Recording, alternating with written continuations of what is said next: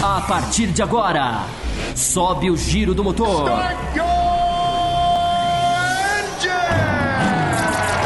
Está começando Café com Velocidade. Opinião e debate sobre o melhor do esporte a motor. Apresentação: Bárbara Franzin, Thiago Raposo e Fábio Campos. Café com Velocidade, o seu podcast semanal de automobilismo. Café com Velocidade. Sejam muito bem-vindos a mais uma edição do Café com Velocidade.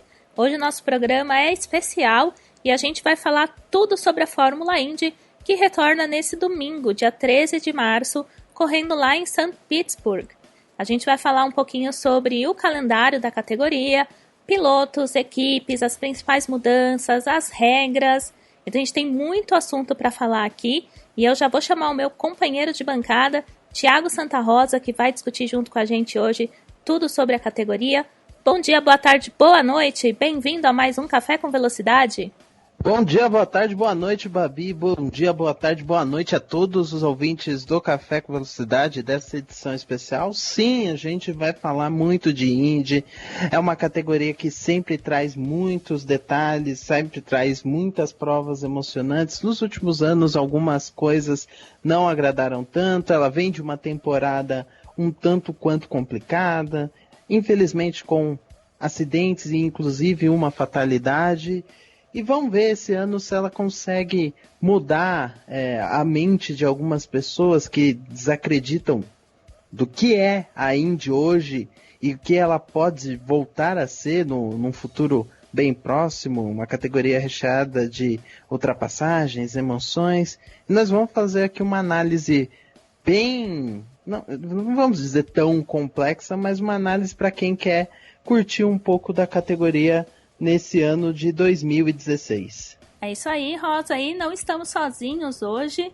A gente tem a participação do Luiz Felipe Vilela, que é o nosso apoiador, e ele é super fã da Indy. A gente conversa bastante no chat do programa ao vivo, fala em bastidores também. A gente troca muita ideia sobre a categoria e com certeza vai ser uma participação também que vai acrescentar muito pra gente. Então seja bem-vindo, Luiz Felipe. A gente está muito feliz de você estar aqui no Café com Velocidade com a gente. Olá, bom dia, boa tarde, boa noite, a bancada, Bárbara, Thiago, os ouvintes do Café com Velocidade. Exatamente, eu vim trazer meu olhar de fã, que eu amo, sou apaixonado pela Indy, venho acompanhando assiduamente nos últimos anos, mas também estou ciente que todas as categorias têm os seus prós e contras, então às vezes eu tenho que deixar a emoção um pouquinho de lado para a gente ter aquele olhar crítico, avaliar a Indy como um todo, de ponta a ponta. E como você falou, o debate hoje é só para a gente atualizar, né, o que mudou de 2015 para 2016 e a gente poder ter esse aquecimento, porque, poxa vida, a gente ficou 6 meses e 13 dias, eu tô contando aqui, sem Indy, então a gente tem muita coisa para falar e como nós estamos órfãos, a gente precisa desse aquecimento, esse empurrão. Então o Café com Velocidade hoje acho que vai dar esse empurrão pra gente dar o pontapé inicial para a temporada de 2016. E eu queria agradecer o Luiz Felipe por estar participando. Como a Bárbara falou, ele é nosso apoiador, né? Se você não sabe o que é o programa de apoiadores do Café com Velocidade, você pode entrar lá no café.autoesfera.com.br, vai ter todos os links lá e descobrir um pouco mais. Mas voltando, quero agradecer a ele por ser um grande fã e ele está ajudando a gente aqui também, trouxe informações, trouxe vários detalhes da categoria, enfim, é um fã que gosta, que entende do negócio. Vamos ver nos próximos minutos um pouco do conhecimento dele também, né, Bárbara? É isso aí, já que você citou os nossos apoiadores, então mais uma vez agradecer todo mundo aí pelo apoio. A gente cita os nomes aqui porque vocês que nos ajudam no Café com Velocidade a tirar várias metas do papel e conseguir, enfim, colocar os projetos no ar. Então, Fabrícia Bianchini, Fábio Pereira, Alessiano Júnior, Marcelo Kelly, Diego Maulana, Carlos Cunha, o próprio Luiz Felipe, Cleverson dos Santos, André Luiz da Silva Santos, Siqueirovski Neto, Lucas Herrera, Wellington Leal, Cosme Machado, Ricardo Buniman, Edmar Barbosa Miranda Júnior, Paulo Henrique de Oliveira, Amanda Schmidt, Eilor Marigo, Michael Carlos Quinopac, Felipe Richelli e Rodrigo Vilela. Então, Valeu todos vocês que aí estão sempre com a gente. E se você quiser comentar qualquer coisa desse programa ou de outras edições do Café com Velocidade, manda seu e-mail, cafécomvelocidade@gmail.com. Te adora receber críticas, feedbacks, elogios, então escreve pra gente, manda suas perguntas, dúvidas, o que você gostaria que a gente falasse, que são coisas que a gente adora mesmo interagir com vocês, então faz grande diferença, viu, ao longo do nosso programa e da nossa história, foram vocês que sempre estiveram com a gente. Então, sem demorar muito, vamos já partir para Fórmula Indy, a gente falar um pouquinho da categoria, do que vai rolar nesse próximo domingo.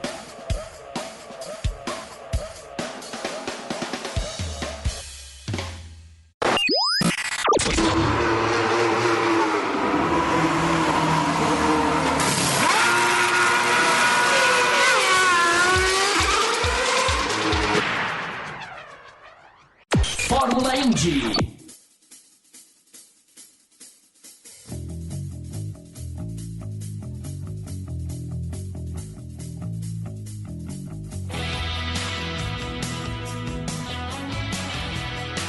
Bom, acho que a gente pode começar então falando sobre um dos principais pontos que é o próprio calendário, né? No ano passado a gente sofreu aí, seriam 16 corridas, aí a gente teve esse cancelamento da etapa de Brasília, que deixou muita gente chateada, e esse ano se mantém essas mesmas 15 corridas, né? Então continua o mesmo número de provas, mas as datas são diferentes. Enquanto ano passado a gente tinha o calendário que ia de 29 de março até 30 de agosto, nesse ano a gente tem o começo um pouquinho antes, no dia 13 de março, e esticado um pouco até 18 de setembro. Luiz Felipe, o que você achou dessa mudança bem sutil de calendário, né? E eu lembro que no ano passado a gente meio que chorou junto, né, a retirada de Brasília. Pelo menos Isso, em 2016 a gente não vai sofrer. Isso, a gente comentou em outros... eu já estou tomando conta da bancada. O Café com Velocidade já tinha comentado em outras edições que tem os motivos porque a Indy tem um calendário um pouco apertado, né? Porque tem que competir com a NFL nos Estados Unidos, a NBA, então eles tentam fazer um calendário complementar aos outros grandes eventos de esporte americanos, né? Mas, poxa, pra gente que acompanha, a gente ganhou um mês inteiro a mais, né? Então a gente vai ter um mês inteiro a mais de mídias comentando sobre a Indy, tanto a parte de jornalismo quanto mídias sociais, parte dos pilotos. Então a IndyCar, ela ser assunto por mais um mês durante o ano, isso traz um ganho para a categoria em si. Então realmente é bem importante dilatar um pouco esse calendário. Por mais que o número de etapas seja o mesmo, é bem importante ter mais... Esse calendário tá dilatado, ser maior, né? E pra você, Rosa, faz alguma diferença uma prova a mais? Na verdade, uma prova a mais não, mas uma esticada a mais no calendário, ou no fim das contas acaba quase que a mesma coisa? Pra mim não faz muita diferença um calendário ser mais longo ou não, no sentido de... Vamos dizer, no sentido de meses. Se fosse, o calendário tem que se adequar à estrutura do campeonato. Eu acho que hoje esse calendário da Indy se adequa. Ele não é tão cumprido por questões contratuais das emissoras de TV. Hoje nos Estados Unidos tem 5 provas que são transmitidas pela ABC, sendo que uma delas é a Indy 500, que é a mais importante da categoria, e as demais etapas são da NBC. A NBC também comprou os direitos da NASCAR. Para não conflitar com a NASCAR e também com o futebol americano que ela transmite nos domingos, ela fez, junto com a Indy, né, com a empresa que administra a Indy, ela fez um trabalho para adequar esse calendário para evitar esses conflitos. E por isso que nós temos essa redução de meses no calendário e uma sessão muito longa sem corridas. Poderia ser melhor, poderia ter um calendário com mais corridas e aí seria impossível fazer ele com 6 meses ou 7 meses de duração. Aí teria que utilizar um tempo maior, até devido a quais pistas seriam usadas. Mas está de bom tamanho, tá? De acordo com o tamanho da Indy hoje, que é uma categoria mais regionalizada, mais focada no mercado norte-americano. Não é igual era a kart, Champ Car, que tentou uma expansão pelo mundo que não deu certo, que causou a ruptura com o pessoal que cuida da Indy hoje, que tem a empresa que administra o circuito de Indianápolis, que é a dona hoje da categoria, que antigamente era a responsável pela IRL. Hoje a Indy se chama IndyCar Series, que é o nome depois de fusão. Então, assim, alguns detalhes vocês já devem conhecer, a gente é bom repassar para vocês entenderem o porquê desse calendário, o porquê dessa estrutura. Não é algo que, poxa vida, vai matar todo mundo, que é algo não pensado nos fãs. Pelo contrário, eu acho que é bem pensado para os fãs. Deveria ser até mais curto. Não podia ser não. Não podia ser mais curto. Ano passado já foi curto o suficiente, a gente que acompanha, a gente acabou... Esse último comentário só foi pra te provocar, tá? Eu quero dizer que só foi pra te provocar. Não, foi uma brincadeira mesmo. Porque, assim, claro que o melhor são provas...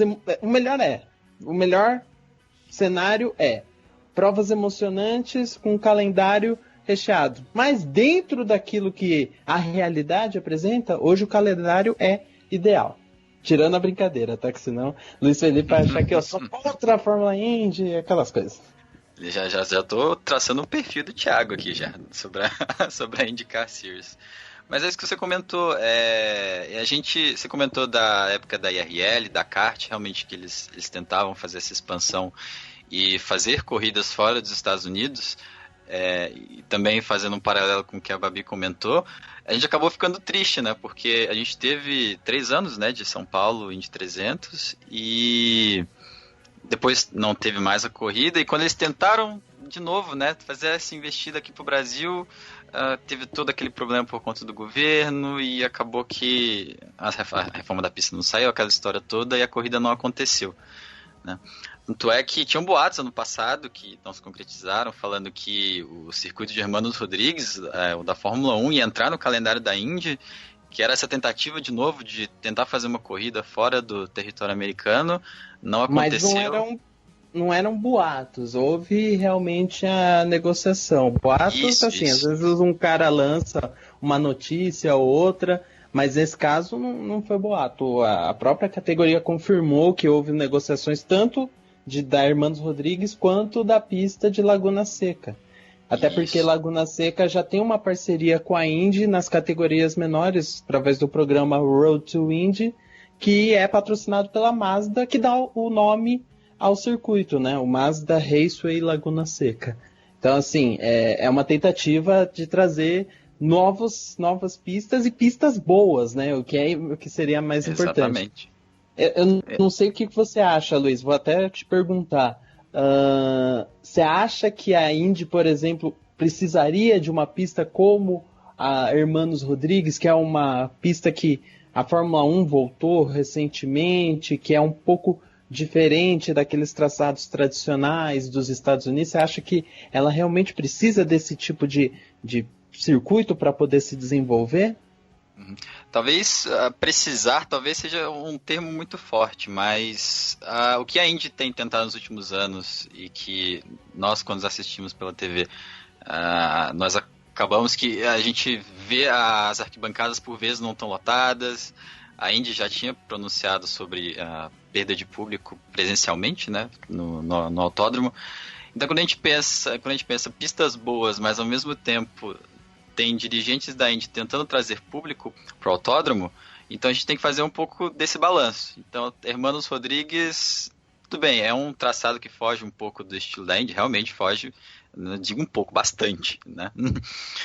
Mas, de repente, seria uma pista que você teria casa cheia, por exemplo. Da mesma forma que a Fórmula 1 teve casa cheia quando teve a etapa lá em Hermanos Rodrigues. Da mesma forma que aqui em Brasília, quando teve a notícia do cancelamento, os ingressos já estavam esgotados.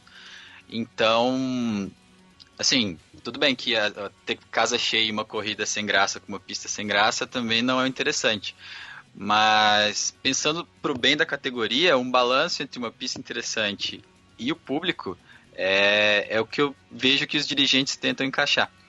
E até seria uma oportunidade da Indy ir para um país próximo, né? Porque esse ano a gente só vai ter a corrida em Toronto, que vai ser fora dos Estados Unidos, e deu essa funilada que vocês comentaram mesmo, que em alguns anos eles, a gente vai fazer corrida na China, a gente vai fazer corrida no Brasil, e aí depois de um tempo acabou não dando certo, eles decidiram focar bem mais, né, nos Estados Unidos, mas uma escapadinha ali pro México não seria tão ruim, visto que só descer ali, cruzar a fronteira não é tão complicado como é toda um transporte para um outro continente, né, para Europa, para cá, seria bem mais difícil. Mas já que vocês estavam falando... Fala, Rosa. É que o problema, Babi, é que não tem piloto mexicano, né? Se tivesse um cara para trazer esse público, com certeza teria uma prova lá. Com certeza. E você vê, dizem que a Fórmula 1 não permite pistas que andam, que tem provas dela andarem Fórmula Indy. Assim, existe a pressão, claro que existe.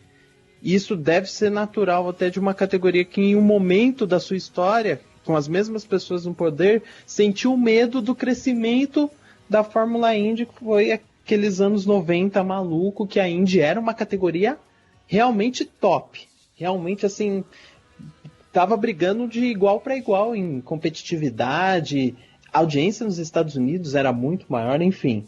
Imagina, um piloto mexicano com apoiadores mexicanos, a torcida lá adora automobilismo, adora mesmo, eles comparecem em provas lá de categorias regionais, enchendo circuitos que são precariamente, no sentido de segurança, muito ruins, mas deram uma melhorada nos últimos anos, mas ainda assim não chega nem perto daquilo que é o adequado para um país como o México, assim como é o cenário brasileiro. Mas é um lugar fantástico assim para divulgação, até por conta do que vocês falaram, da proximidade. E também tem histórico, já tivemos vários pilotos mexicanos, Adrián Fernandes, Michel Jordan Jr., lembra mais um aí, Luiz Felipe? Você que é bom aí? Vamos. Mexicano, tô apertando os olhos aqui, não tá saindo não. Tem pelo menos esses dois, assim, o Fernandes teve um relativo sucesso, conquistou vitórias, depois trabalhou nos bastidores e assim, tem uma relação com essa categoria. Então seria bem, bem legal, bem interessante que um piloto pudesse trazer o público para lá, né? Vamos esperar, tem muita gente aí nas categorias de base que uma hora ou outra vai acabar indo para Indy porque não tem espaço para todo mundo em Fórmula 1, em WEC, enfim, em todas as categorias top do automobilismo. Não, mas é bem pensado isso mesmo, né? Tem uma relação de você promover um circuito e apoiar isso com uma equipe ou com um piloto, né? Na Fórmula 1 a gente viu isso claramente, né? No México com o Sérgio Pérez, né? Cada ultrapassagem, cada momento, o Sérgio Pérez era o foco total da transmissão, tanto pré-corrida, durante a corrida, pós-corrida, né? Então a Indy também ela não veio à toa aqui no Brasil. Ela sabe que tem o Elinho, sabe que tem o Canaã. Na ocasião a Ana Beatriz também estava aqui, a Bia Figueiredo, né? O Vitor Meira conseguiu uma equipe só para correr aqui. Barrichello, exatamente. Então, olha, deixei um dos mais importantes por último. Mas, realmente, tem que ter essas oportunidades, para elas aparecerem, depende desses parâmetros que você falou mesmo, Thiago. Piloto, equipe, né? Trazer uma corrida que é uma proposta gigantesca, né? Você precisa de um projeto inteiro para poder levar uma corrida para um determinado lugar. Então isso tem que ser apoiado em vários pilares para que a coisa no final tenha um resultado interessante. E no final, se fosse por conta disso até, né, a gente teria uma corrida na Colômbia, né? Porque tinha tanto piloto colombiano no grid e eles formaram tipo um esquadrão deles, né? O Carlos Munhoz, Gabi Chaves, dava para quase já ter uma corrida por Montoya. lá. Montoya, pois é, Saavedra, gente, eram muitos pilotos colombianos que eu acho que estava Ganhando arriscado. corrida e tudo. Né, e estava arriscado até a gente ter uma corrida na Colômbia e não ter uma corrida aqui no Brasil, do jeito que as coisas estavam se encaminhando. Mas só então, para a gente terminar de passar aqui pela questão do calendário, né, detalhar um pouquinho de como é que vão ser as pistas. Em 2015, né, a gente teve 4 circuitos de rua, que eram St. Pete, Long Beach, as 2 provas de Detroit em Belle Isle e Toronto, 5 circuitos mistos que, né, têm a estrutura de autódromo mesmo, que era a Louisiana, Alabama, a Indianápolis, né, a primeira prova, Mid-Ohio e Sonoma, e 6 ovais, Indianápolis, Texas, Fontana, Milwaukee, Iowa e Pocono. Então, em 2016 já mudou um pouco, a gente ganhou mais um circuito de rua. Então agora St. Pete, que abre a temporada, aí Long Beach, as 2 provas em Detroit, Toronto e Boston, que é a novidade. A gente continua com 5 circuitos mistos, Alabama. Aí de novo a prova lá em Indianápolis, Road America, Mid-Ohio e Sonoma. 5 ovais, Phoenix, Indy 500, Texas, Iowa e Pocono. Então a gente teve aí algumas mudanças e eu queria pedir a opinião de vocês sobre essa questão, né, da gente ter muito igualado essas questões, esses tipos de pistas, então os circuitos de rua, os mistos e os ovais, e também perguntar para vocês, até dar aquela provocação, se a Indy está indo muito mais para um lado, deixando a sua essência de lado, né, que era uma categoria completamente do oval, todo mundo estava acostumado a fazer a curva só para um lado, era um grande desafio, as inclinações, e se esse aspecto da categoria pode estar cada vez mais sendo prejudicado, visto que esse ano, né, ano passado a gente tinha 6 ovais, já eram minoria, e esse ano a gente tem 1 a menos. Então, Luiz Felipe, vou jogar essa batata quente pra você. Quero ver se você consegue... Essa polêmica é boa, né? ver se você consegue defender. Só antes do Luiz Felipe falar, deixa eu só refazer sua chamada, porque assim, nos circuitos mistos, você falou assim, Alabama, Indianápolis, Road America, Mid-Ohio, Sonoma. Eu vou refazer, tá, Babi? Não fica chateada. Não. Eu já Alabama, sei o que o Thiago vai fazer. Vamos lá, vai lá, Thiago. Alabama, Indianápolis, Road America. Road America, exatamente. Ah, tinha que ter essa empolgação, é isso? Eu achei que eu tinha errado alguma coisa, que susto. Não, é só assim.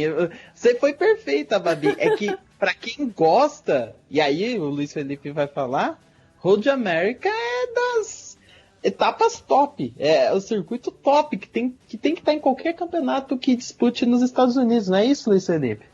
Exatamente. Pra mim foi a melhor entrada de etapa, a melhor alteração que teve no calendário, que você falou, eu tenho que falar Road America com empolgação. Os pilotos estavam empolgados, quando a mídia anunciou essa pista, também em redes sociais, todo mundo, finalmente, Road America, só falta Laguna Seca, que não aconteceu, mas tem Road America, não tem problema. Essa polêmica realmente é complicado a gente falar de equilíbrio de pista de rua com misto com oval, realmente... eu estou obrigado a concordar, porque é verdade que tanto a IRL quanto a kart, consequentemente depois da IndyCar, tinha um dos seus pilares mais fortes esse diferencial de colocar os monopostos correndo em ovais, isso é verdade, e a gente pode citar corridas fenomenais em todos os anos, sempre acontece uma corrida excelente todo ano, o Indy 500 dificilmente deixa a dever. Eu não consigo lembrar uma Indy 500 ruim, acho que eu realmente não consigo lembrar. Não, né, não tem como, exatamente. Não tem como, exatamente. Boa, pronto. O Thiago já colocou o carimbo, não tem Indy 500 ruim. Ano passado a gente teve aquela prova alucinante de Fontana, então é realmente um assunto bem delicado de se falar, porque você ao mesmo tempo está perdendo um pouquinho da essência, você está levando um pouquinho dessas corridas espetaculares junto com essa essência da Indy. Então, eu como fã gostaria de ver mais ovais, com certeza. Isso eu estou deixando aspectos de segurança um pouco de lado também, porque isso é um dos motivos que a Indy deu uma reduzida também na questão dos ovais. Então, eu vi alguns veículos de mídia comentando, finalmente a Indy conseguiu um equilíbrio entre circuitos de rua, mistos e ovais. E eu não concordo muito com essa questão de finalmente achar um equilíbrio. Pode ser que a melhor forma para quem está assistindo não seja um equilíbrio numérico de 5 de rua, 5 de mistos e 5 de ovais. E sim verificar de uma certa forma. O oval está dando mais audiência, o oval está levando mais público para os circuitos, os mistos e os de rua e assim por diante, né?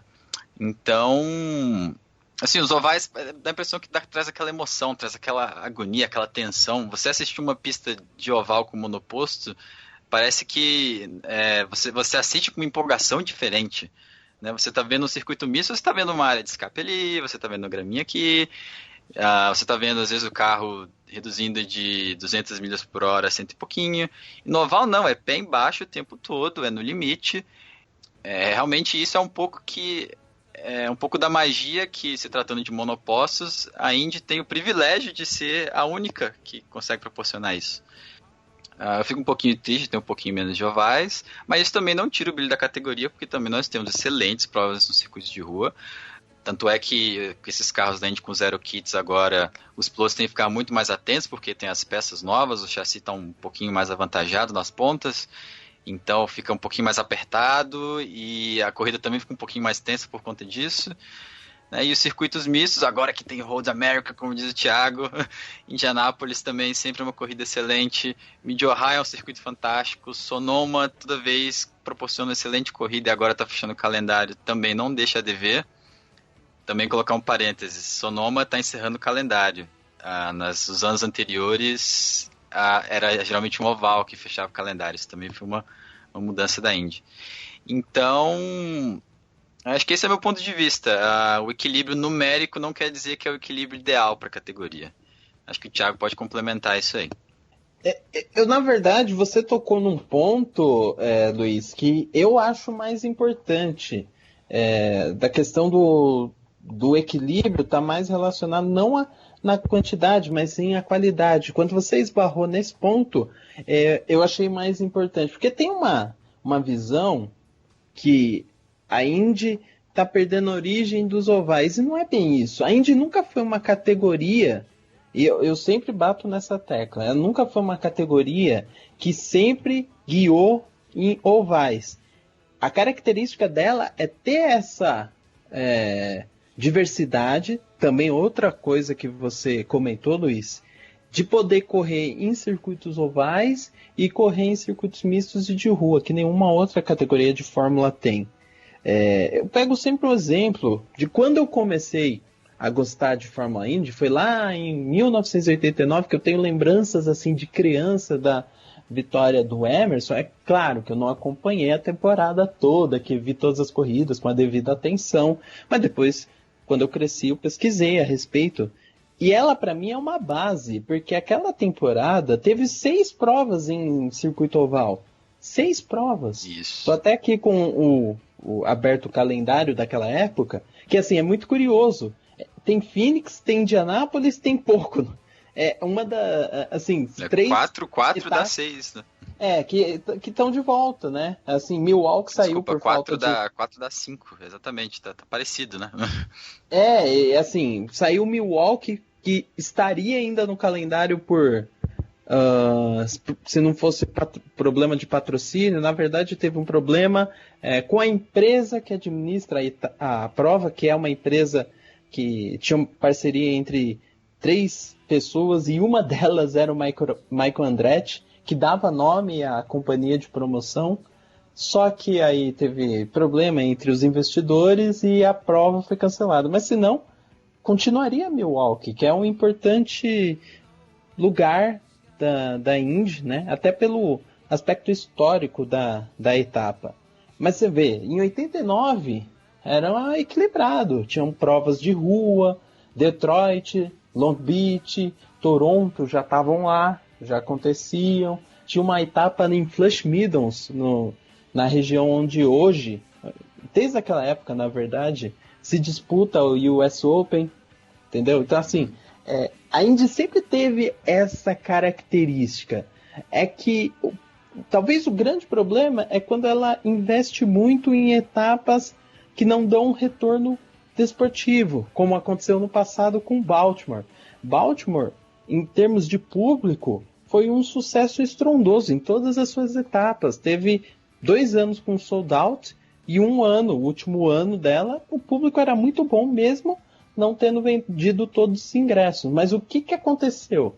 Era uma pista defeituosa, com linha de trem passando no meio, cheio de bumps, ocasionou acidentes e não era tão segura, e aí é o erro. E Boston, Babi, para finalizar o meu comentário, Boston já tem uma visão que possa acontecer a mesma coisa, que você olha lá no Google Maps o circuito que eles estão planejando, é possível a gente ver a mesma situação, que não é muito diferente às vezes de uma pista de rua que não tem um investimento como tem as pistas de Fórmula 1. São pistas realmente de rua, com pouquíssimas alterações no seu pavimento.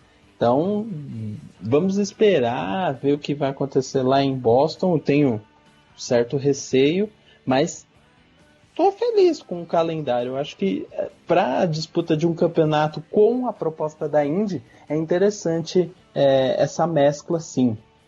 E acredito que Thiago Raposo, se tivesse aqui, ia falar, mas circuitos de rua, alguma coisa nesse sentido.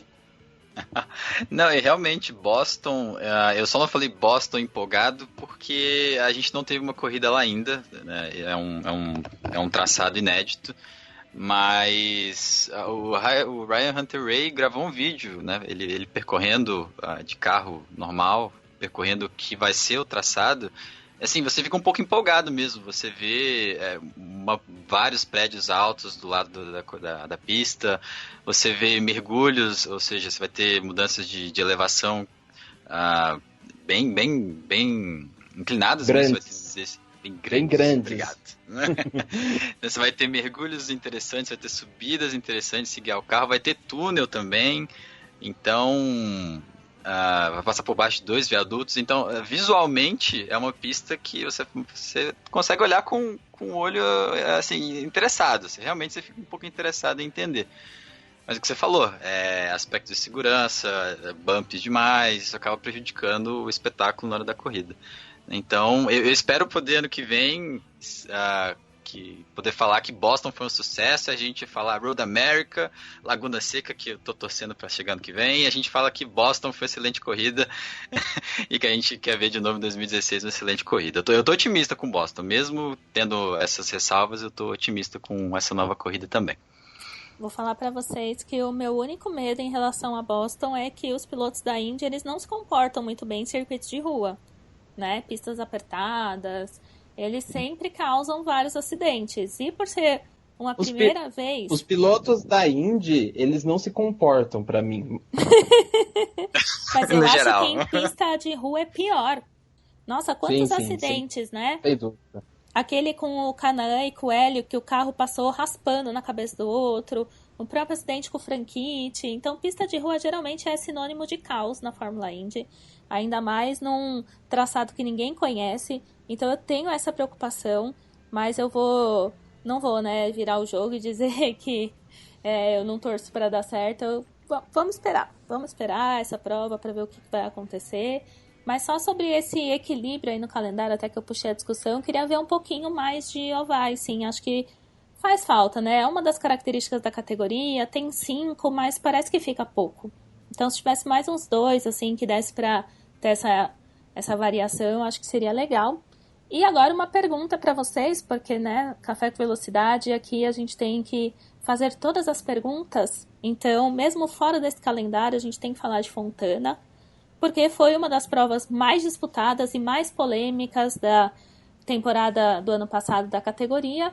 E eu acredito que saiu justamente por esse motivo, né? Que a gente teve ali disputas apertadas, pilotos reclamando, brigando com os outros, dizendo que estava perigoso demais. Então, primeiro eu queria pedir a opinião de vocês sobre esse assunto. A gente discutiu exaustivamente no Café com Velocidade ao longo de 2015, né? Logo depois da corrida.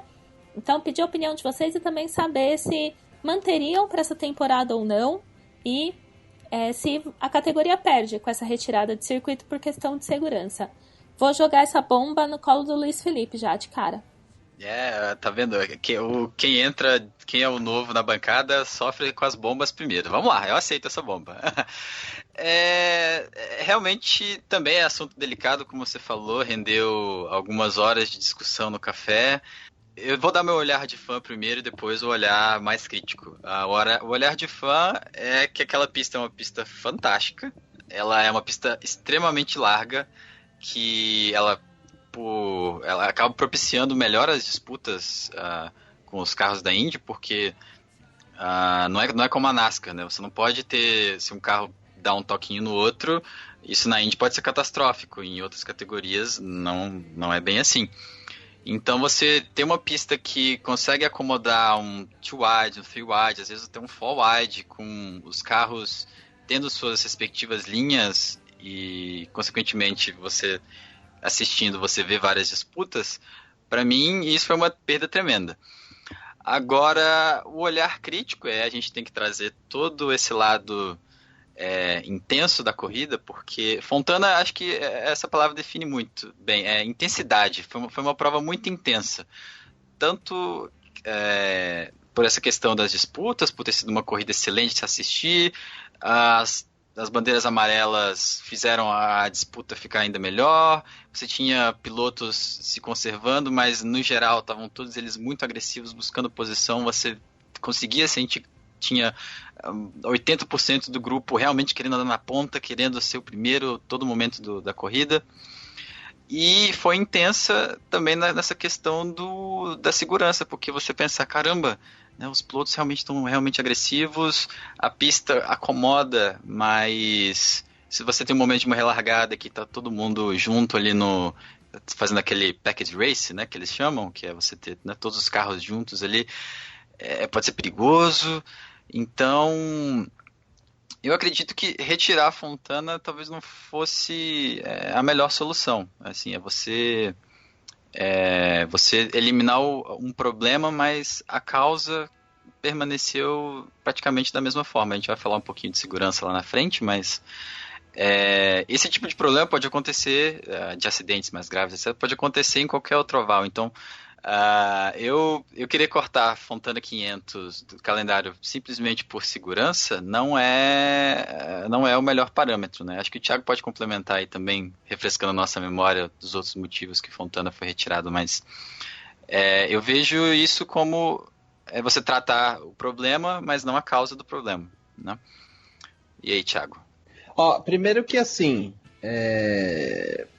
a questão oficial da saída de Fontana não foi a segurança, foi um problema de datas, que não houve acordo entre a categoria e o pessoal que dirige a pista sobre as datas. Havia uma expectativa de Fontana voltar a fechar a temporada de 2016, o que não foi confirmado. Ela fechou a temporada em 2014 e depois em 2015 foi Sonoma. E havia essa questão que parece que não foi resolvida. O que faz muito sentido, né? A prova final, depois da Indy 500 e da prova de abertura, que tem sido nos últimos anos em St. Petersburg, na Flórida, é que tem mais audiência. Então faz sentido que esse seja o motivo. A reclamação da segurança ou a possível falta de segurança que causa essa preocupação de muitas pessoas relacionadas à categoria com a prova de Fontana também faz sentido, mas não é uma culpa da pista. Vamos deixar bem claro, é uma pista que proporciona velocidades muito altas, isso é característica da corrida, mas o principal fator é a questão do pacote aerodinâmico que a Indy usou no ano passado e que, na minha visão, eu achei que ela deu muito pouco tempo de testes. Tanto é que o Derek Walker caiu depois dessa prova, ou depois do final do campeonato, porque houve essa visualização que não se foi dado o devido tempo para testes desse pacote com menos downforce, o que proporcionava aquele grupo de carros mais perto um do outro, né? Pegando o vácuo o tempo todo dos carros e fazendo em pé embaixo tanto a linha de cima quanto a linha de baixo, e também que ocasionava menos desgaste dos pneus, e com tudo isso junto fazer aquela prova emocionante, sensacional. Mas houve um erro da gerência, da administração da Indy. sem sombra de dúvida. Tanto é que a gente vai discutir, e a gente vai discutir a respeito disso em Phoenix, por exemplo, que já tem discussões a respeito, e no Texas, que eu acho que é mais importante a gente discutir, porque já há a possibilidade de utilizar o pacote parecido com o que foi feito em Fontana. Imagina uma prova no Texas com aquele grupo, todo mundo junto, todo mundo bem próximo. Fontana é bem mais largo que Texas, né? Aí Texas sai do calendário, né? Exatamente. Tomara que não, por favor, não. Isso que eu ia comentar, porque esses pacotes aerodinâmicos eles estão aparecendo, não estão aparecendo de forma contínua, né? Então, realmente, no Texas eles vão usar o kit de Fontana, exatamente. Então, como você falou, foi importante se lembrar dessa questão do Derek Walker, realmente, né? Ano passado a gente tinha comentado que a Indy 500 tinha sido a primeira prova dos kits, Super Speedways, etc. Não tinha dado tempo para testar. E aí aqueles carros começaram a levantar voo, etc. Então, realmente, como você falou, né, a gerência falhou um pouco, teve que apagar o incêndio, porque né, eles foram resolver os problemas depois que aconteceram, né? Isso, a gente espera que isso não precise acontecer toda vez em qualquer categoria de automobilismo. Então, é o que o Thiago falou, Texas vai ser uma pista super interessante, uma corrida imperdível esse ano, porque tem tudo para ser uma corrida emocionante por conta desses kits que foram os de Fontana. Então, a gente ficar ligado, porque vai ter muita coisa boa nessa prova, pode ter certeza. Então, já pro pessoal ficar aí com a data certinha no calendário, tô procurando aqui, né? Já começa St. Pete, logo depois já é Phoenix, que volta para a categoria depois de uma ausência aí de 11 anos. A última prova lá foi em 2005. Texas acontece no dia 11 de junho, então a gente vai lembrar para vocês dessas discussões, para a gente ficar de olho no que vai rolar nessa corrida. E só aproveitando, viu, Road America, que vocês tanto gostam, é logo em seguida de Texas, no dia 26 de junho. Então eu imagino que esse vai ser um mês, assim, bem movimentado na categoria. Bem feliz. Não, a categoria tá bem na temporada com os 2 pés no peito, entregando a nata. Direto, começou em St. Pete, vai indo uma atrás da outra, só corrida boa. Bom, só pra gente, então, terminar esse assunto aí de calendário, pistas e passar um pouquinho pros pilotos, esse ano a gente ainda vai ter, né, pontuação dupla em 2 provas, na Indianapolis 500 e no encerramento do campeonato em Sonoma. E lembrando que... E que nós não vamos discutir agora, né, sobre isso. Por favor, senão leva mais 60 minutos. Exatamente. Não. Deixamos para oportunidades futuras falar sobre essa pontuação dupla, mas só lembrando que anteriormente isso valia para as provas de 500 milhas, né? Então, Indy, Pocono e Fontana. Então, já mudou tudo, eles vão querer novamente dar aquela atração para a prova final do campeonato. Olha, ali Sonoma, todo mundo vai ter chance de vencer. Então é uma questão um pouco complicada mesmo. E para esse ano também... Eu acho que isso aí é um complô pro Scott Dixon. É sempre assim. O Scott Dixon ele sempre vai comendo pelas beiradas, tá sempre ali. Você vai ver, vai chegar na última de novo, ele vai ter chance e vai ganhar. Porque aquele Scott Dixon é incrível. Ele tá no lugar certo, na hora certa, toda vez. Calma, Luiz Felipe, calma. A gente já vai falar de pilotos, calma. Pois é, eu já ia até emendar, já que a gente já começou a falar do Dixon, né? Nada melhor do que começar essa análise aí com ele, que foi, né, grande campeão aí da temporada passada, depois de uma briga muito acirrada, né, com Montoya, né, que também é um piloto que tem que ser muito citado aqui, que todo mundo dava risada, brincava que ele não ia caber no carro, e Montoya deu um verdadeiro show, né, nesse retorno dele para a categoria. Mas então já perguntar para vocês se a gente vai analisar o grid, vai passar aqui um pouquinho quem tá em qual equipe, quais foram as principais mudanças, mas se tem um nome para vocês apostarem nessa temporada de 2016, quem que vocês escolheriam? E eu vou começar com o Rosa agora. Bom, eu ficaria entre o óbvio, entre o Montoya e o Dixon, mas acho que esse ano o Montoya vai vir mais bolado, mais forte, até por conta de como foi o final do ano passado. Então minha aposta para esse ano é o Montoya. Então a raiva vai mover o Montoya e ele vai ganhar isso. Mas o Montoya é um piloto que dirige, pilota sim. Ele pilota agressivamente. Então, vamos pensar, uma categoria que tem pouca diferença técnica entre os carros das principais equipes. A gente até vai dar uma passadinha sobre especificação, uma coisinha ou outra, mas tem pouca diferença. O piloto faz alguma diferença no jeito de guiar, na competitividade. Então, por isso, isso é um fator, como eu gosto de dizer, né? Um fator. O Montoya, com certeza, o gorduchinho da Colômbia tem muita possibilidade aí de ganhar um título. Mas aí eu vou ser obrigado a concordar que eu também tô apostando minhas fichas no Montoya. Mesmo que meu coração brasileiro tá guardadinho ali, o Hélio, ele tá sempre competitivo e eu tenho certeza que ele vai continuar competitivo. O Montoya também, eu tô acreditando que esse ano vai. Por estar na Penske, como você falou, por estar movido agora por ter perdido o título na última etapa, né? Ele saiu bravo, ele só não falou umas poucas e boas porque ele entendeu que aquilo ali não era a hora, mas se dependesse dele, eu tenho certeza que ele tinha soltado todas ali para a imprensa, mas realmente Montoya, como você falou, como piloto, ele tá com tudo na mão, né? Realmente agora ele tem aquela dose de sorte que todo piloto tem que ter e a competência ele tem. Então, Montoya, eu tô cravando ele também.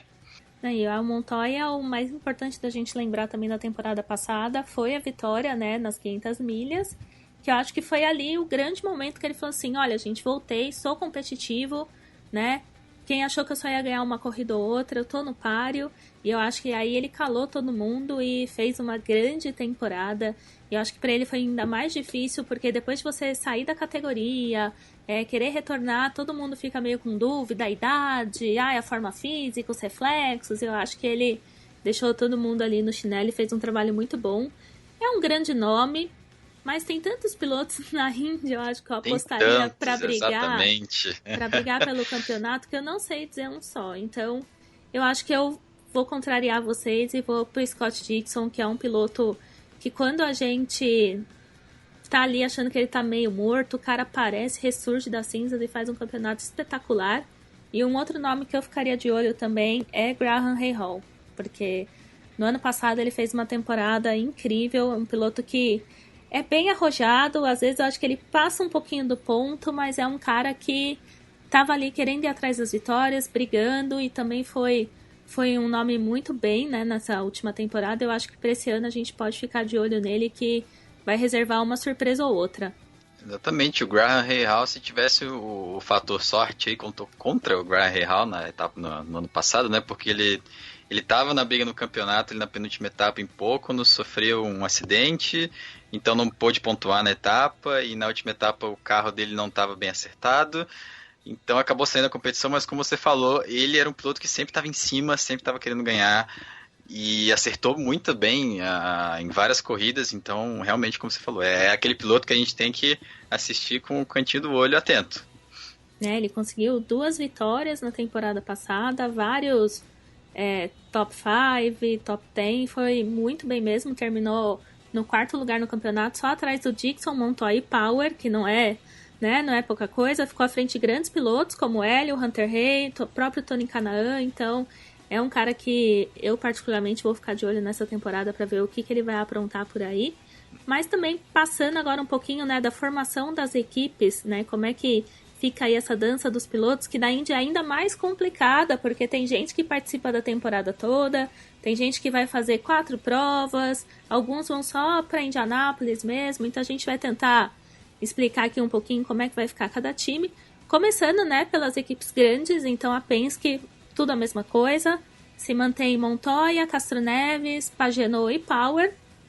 Na Ganassi a gente tem Kimball, Scott Dixon, Tony Kanaan, e a novidade, Max Chilton, né? Então saíram tanto Sage Karam como Saavedra, né? O esquadrão colombiano aí tá com Babi falou com uma Babi falou com uma certa tristeza que o Sage Karam não vai estar no grid esse ano. Muita tristeza.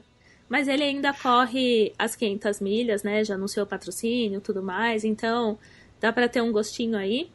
E Andretti, Carlos Muñoz, também cada dia mais estabelecido na categoria. Marco Andretti, né? Nada muda. Ryan Hunter-Reay e Alexander Rossi. Né? Esse é um nome que não se esperava tanto. O Chilton já era certo, tudo mais, né? Foi lá, ele tem dinheiro a rodo para conseguir colocar sua vaguinha ali. Mas o Rossi é mais uma novidade, então 2 pilotos em equipes aí mais de ponta da Indy que vieram da Fórmula 1. Então, Rosa, você tem algum destaque dessas 3 primeiras equipes, né, que são as principais da categoria, e também o que você espera um pouquinho desses rookies aí que estão chegando? Bom, primeiro que o Chilton já é um caso antigo, né? Ele já disputou etapas em anos anteriores, depois voltou lá para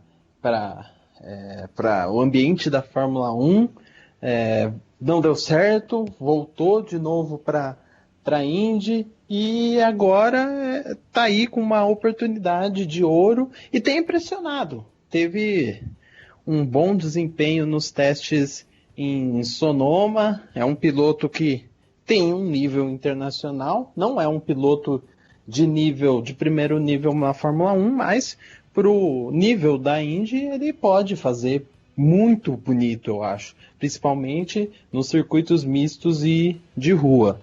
Já o Rossi, é curioso, porque o Rossi ele é piloto reserva da Manor, né? Ele é aquele piloto que ele tá ligado ainda à Fórmula 1 de alguma maneira, mas vai disputar o campeonato da Indy. Vamos ver, eu acho um piloto com um nível também bom, aceitável para o que é o grid da Fórmula Indy. Acho ele não entrou na melhor vaga. A melhor vaga com certeza é a do Chilton, até pela estrutura da Ganassi e por estar utilizando o que tem sido a melhor motorização, melhor kit, que é o da Chevrolet. Por mais que a Honda teve um avanço, mas não foi com o carro que o Rossi vai guiar, né? Vamos ver. Eu tenho uma expectativa relativamente boa para esses. E para os demais, a gente tem que se preocupar um pouco com os brasileiros, sim. Há alguns anos eu me preocupo porque já não são pilotos jovens, são pilotos mais indo para o final da carreira. Tem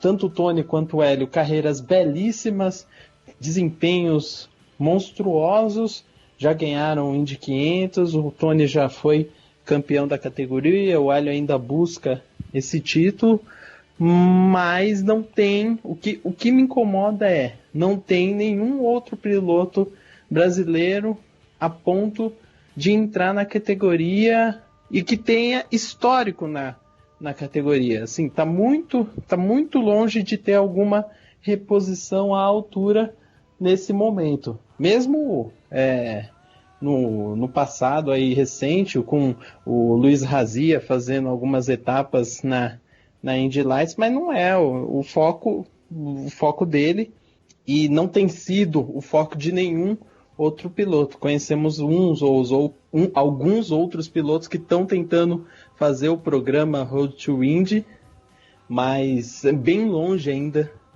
de estar dentro da disputa. Então, basicamente, dessas 3 equipes, esses os meus destaques. Não sei se ajudei muito aí a elucidar, a tirar as dúvidas de vocês, mas acredito que os brasileiros têm que ficar preocupados a partir de agora. Nós temos 2 quarentões na categoria. Isso, o do Hélio tá com 40, o Tony com 41. Mas você vê, a gente tá apostando no Montoya. O Montoya também acabou de entrar no clube dos 40. Então. Não, tudo bem, mas é interessante. Que. Assim, a questão. Ver que eles...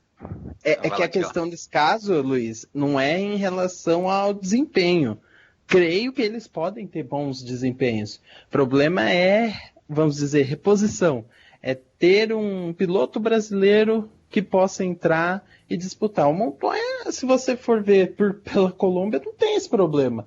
Tem pilotos bons no grid, tem o Munhoz que é muito bom, já está com uma vaga boa, e tem outros aí que estão até em passo de espera, como é o caso do Gabi Chaves. Então, assim, tem muita coisa que pode acontecer. Joseph Newgarden também, que foi um que veio e acabou ficando. Realmente, né? Essa renovação que você falou vem acontecendo, e uma pena que a gente não tem, pelo menos a curto prazo, né, uma perspectiva de ter um brasileiro para, né, poder ter essa reposição, como você comentou. Mas do Alexander Rossi, vale a pena destacar que ele foi segundo lugar da GP2 ano passado. Ele perdeu só para o Van Dorn, então... como você falou, nos mistos, com certeza é alguém pra gente estar de olho. Provavelmente os ovais, geralmente os rookies, eu não posso falar geralmente porque cada rookie entra com um tempero diferente, né? A gente não consegue falar, esse aqui vai ser melhor no misto, vai ser melhor no oval, mas dado o histórico do Alexander Rossi e até do próprio Chilton, eles têm mais quilometragem, muito mais quilometragem em mistos. E é bem interessante ver esses pilotos, como você falou, eles têm renome internacional, mas também eles não têm aqueles desempenhos espetaculares, etc. Eles são bons pilotos, eu posso usar um adjetivo mais forte, são excelentes pilotos. E é interessante a gente ver eles entrando nessas equipes que são mais de pontos, né? Ganassi e Andretti. E como você comentou, eles têm o terreno, a Indy é um excelente terreno para eles mostrarem serviço. Então, tem até aquele meme na internet, né, que o Chilton ele foi o piloto confiável na Fórmula 1 em 2000 e... não se falha a memória, agora 2013, 2014, que ele estava pela Manor, ele não bateu nenhuma vez, completou todas as voltas o ano inteiro. 2013. Né, 2013, isso. Completou 24 etapas de ponta a ponta, trouxe o carro para casa. Eu vi memes na internet falando de Deus Chilton. O Chilton chegou na Indy, a gente já estava cravando que ele ia ganhar as 500 milhas, então tem muita gente empolgado com o Chilton chegando, né? Então... são dois pilotos, são dois rookies, dois nomes, de certa forma, fortes, né? Não são pessoas que vieram de outras categorias menos conhecidas, são nomes interessantes que estão agregando bastante a Indy. E eu tô otimista que eles continuem agregando e vão agregar muito mais durante o ano todo na temporada. Bom, então vamos passar aqui um pouquinho para as categorias. Olha, para as equipes, né, um pouco menores. E aí, se vocês quiserem interromper quando eu falar algum nome, ou depois a gente... junto e comentar de todo mundo, mas a gente tem KV Racing, apenas confirmada com o Bordet, porque o segundo carro, ano passado, era do Stefano Colletti, né, que também é um nome que esse ano não aparece para disputar a temporada toda, pelo menos. Ed Carpenter... Acabou o dinheiro de Mônaco. Exatamente. Bons comentários, né? Ácido, na ferida. A equipe do Ed Carpenter, né, acabou aí tirando a parceria que tinha com a Sarah Fisher, que no ano passado era CFAG Racing, esse ano é Ed Carpenter Racing. Vem com o Joseph Newgarden de novo, né, que se encontrou muito nessa equipe o piloto, e o próprio Ed Carpenter para os ovais. Ainda, acredito que ele ainda vai definir quem que vai ser o companheiro dele nos mistos, tem umas conversas aí, mas por enquanto nada confirmado.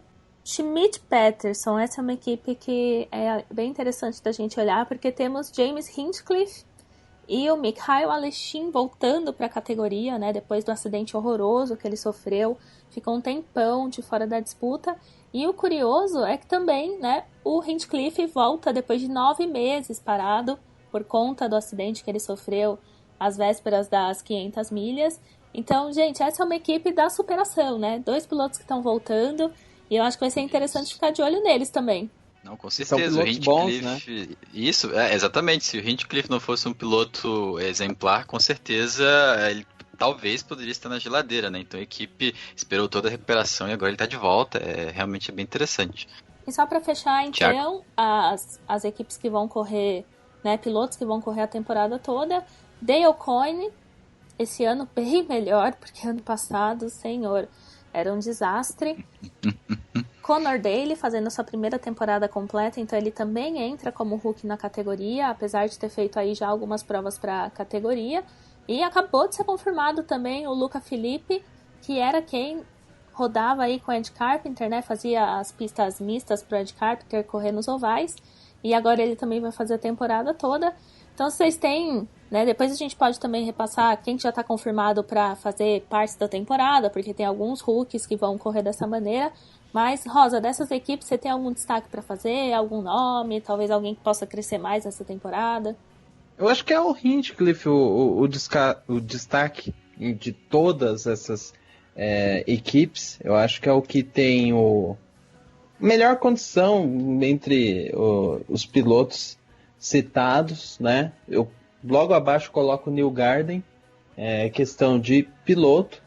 Por mais que no ano passado o Neil Garden tenha tido resultados excepcionais. Vamos ver o que vai acontecer. A equipe diminuiu a parceria, né, com a saída da Sarah Fisher, que ela saiu da equipe, não saiu do mundo da Indy. Ela vai ser piloto do Pace Car em 14 etapas da categoria.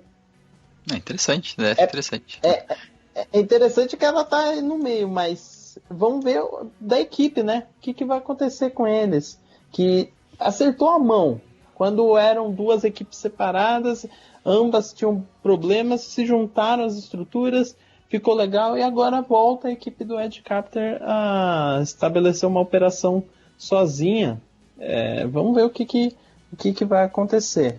Só uma coisa, Babi, que assim, eu ainda tenho receio. O Luca Felipe, numa Dale Coyne da vida, eu acho que ele ainda tira uma vaga de um piloto de uma Road to Indy, sabe? O Luca Felipe é daqueles pilotos que está um nível abaixo dos demais pilotos que vieram da Europa, por mais que tenha tido alguns brilhos em circuitos mistos, mas ele é um piloto bem fraco em ovais, e mesmo assim não teve destaque o suficiente em circuitos mistos. Então, assim, era uma posição que poderia ser de algum piloto novo, de algum sangue fresco, que acabou sendo trocado por um cara que acho que já está fazendo hora na Indy. Como você falou, é aquele piloto que não teve um resultado expressivo, né, ainda na carreira, né? Ele participou da GP2 por um tempo, mas como você falou, ele não conseguiu se destacar, e quando teve oportunidade na Indy, não conseguiu mostrar serviço, né? Então, como você falou, tá fazendo hora extra e o reloginho dele tá contando, né? Provavelmente, se ele não mostrar serviço nessa temporada, vai ficar um pouquinho complicado para ele se manter na IndyCar para 2017. Sim, sem dúvida. Só para até corrigir, né, que eu falei que eu tinha passado por todas as equipes, mas não passei. Eu ia falar que tá faltando a AJ Foyt. Tá faltando, tudo bem. Takuma Sato, gente, como se esquecer de Takuma Sato? Isso é um pecado. Takuma Sato e Jack Hawksworth formam uma dupla aí da AJ Foyt. E eu também falei muito do Graham Rahal, mas não falei que ele vai correr pela Rahal Letterman Lanigan Racing, e também vai ser o único piloto desse carro que vai correr a temporada toda. Takuma Sato, né, gente, dispensa apresentações, né? Sim, sem dúvida. É um piloto do arrisca tudo. O ano passado foi muito mal até. É bem diferente de 2014. E, assim, eu queria comentar um pouco sobre a Rahal Letterman. Pode falar. Que foi a equipe que deu grande salto de desenvolvimento no kit da Honda e também no desempenho do motor Honda, algo que nem a Andretti conseguiu no início do ano. Depois a Andretti melhorou bastante, na segunda parte da temporada ela andou bem, mas foi a Rahal Letterman que trouxe a Honda para o primeiro plano, tanto que disputou o título até a última etapa. E não vamos esquecer que também tem o Spencer Pigot. Isso, já ia falar dele, campeão da Indy Lights do ano de 2015. Que assim... são só 3 etapas que ele corre. É um piloto que vai estar ali no grid ganhando experiência é um piloto que tem uma qualidade, uma certa qualidade, mas não esperem dele os mesmos resultados do Gabi Chaves, do próprio Joseph Newgarden, que são pilotos que fizeram toda também a trajetória do Road to Indy. Até porque a Indy Lights perdeu força nos últimos anos, tem diminuído bastante o número de participantes, o que é uma pena, porque o programa em si é muito bem feito. A ideia de crescer gradativamente o piloto dentro de categorias conectadas com a Indy funciona muito melhor do que GP3, GP2 e Fórmula 1, minha opinião. Mas o Pigot veio de um ano que talvez não tenha sido o melhor da Indy Lights. Poderia ter tido melhores, vamos dizer, uma melhor safra se tivessem mais pilotos, tivessem mais carros, que é um problema também da própria Indy, da falta de patrocínios que afeta essas categorias. A Indy Lights não tem as provas sendo transmitidas ao vivo, enfim, uma série de coisas que a gente já sabe um pouco da categoria.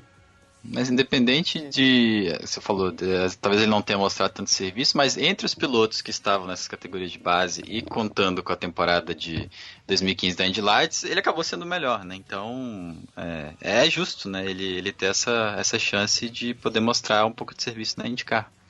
Sem sombra de dúvida, justiça é algo que não se pode tirar, até porque, de novo, o programa funciona por causa disso, dá espaço para aquele que se desenvolve, aquele que vence, aquele que conquista, ganha uma bolsa, um prêmio para poder disputar a temporada por alguma equipe, mas o nível não é tão bom, até por conta dessa falta de investimentos dentro do automobilismo como um todo, como a gente sabe que tem aqui no Brasil, na Fórmula 1, enfim, acho que todas as categorias sofrem um pouco com esse problema.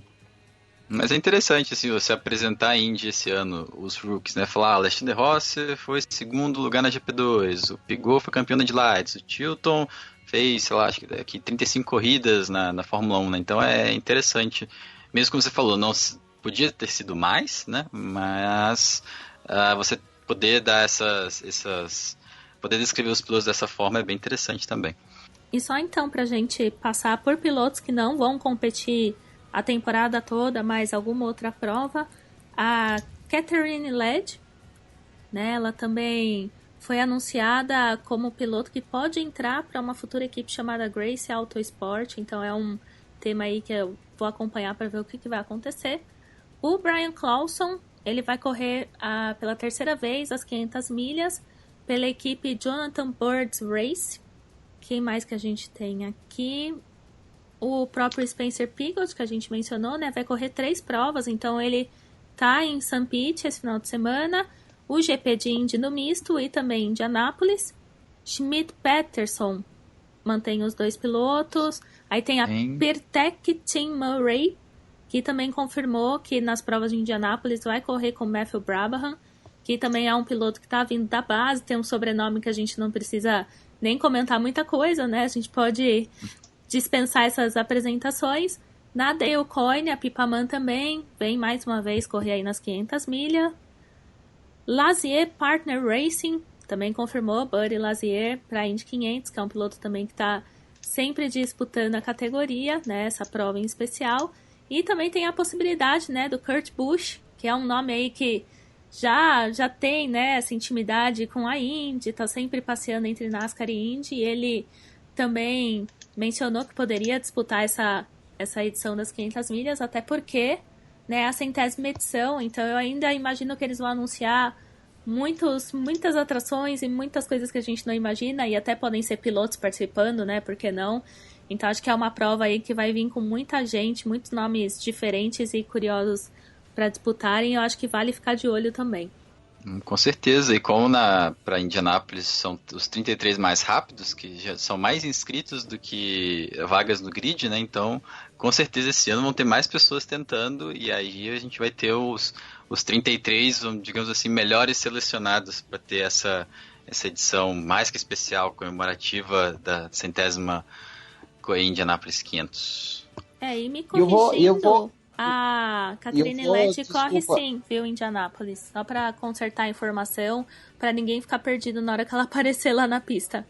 E, Bárbara, eu vou, aproveitando falar em Indy 500, eu vou falar, fiquem espertos com o Café com Velocidade, que vai ter muita coisa boa a respeito da edição 100 das 500 milhas de Indianápolis, pode ter certeza. E, Bárbara, o que você acha agora da gente falar das novidades técnicas, regras, enfim, aquilo que mudou um pouco de 2015 para 2016 para fechar esse bloco, esse programa sobre a Fórmula Indy? Com certeza, e depois me conta essas novidades aí das 500 milhas, tá? Dessa cobertura. Vou contar em off.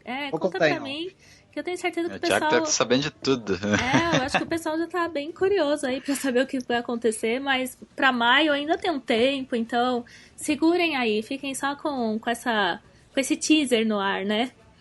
Mas sim, vamos falar.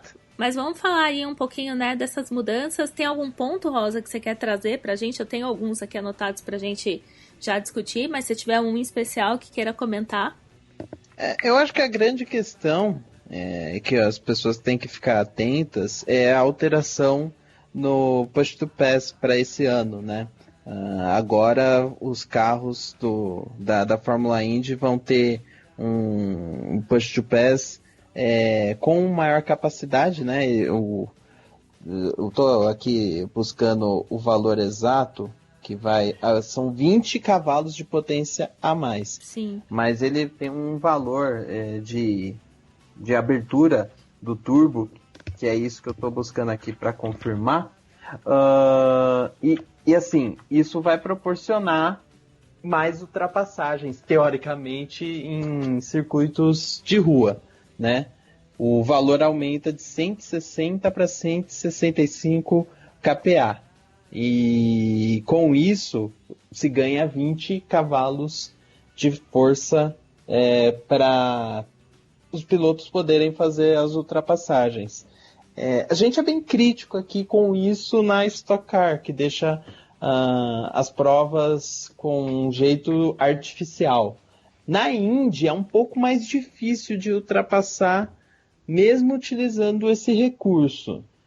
Eu não gostaria de ver um push to pass sendo determinante para decisão de uma corrida. Então, fica esse olho atento aqui que eu tenho para as provas, principalmente Detroit, que é uma pista bem difícil de ultrapassagem, e Long Beach. Mais travada, exatamente. As pistas mais travadas, com as curvas mais lentas, as retas seguidas de curvas de 90, né, que proporcionam esses momentos. Ainda Toronto vai lá, que tem a reta oposta, que tem algumas ultrapassagens e sempre tem confusão. Mas em Detroit, em Long Beach, é bem difícil. St. Petersburg também, na reta principal, tem algumas ultrapassagens.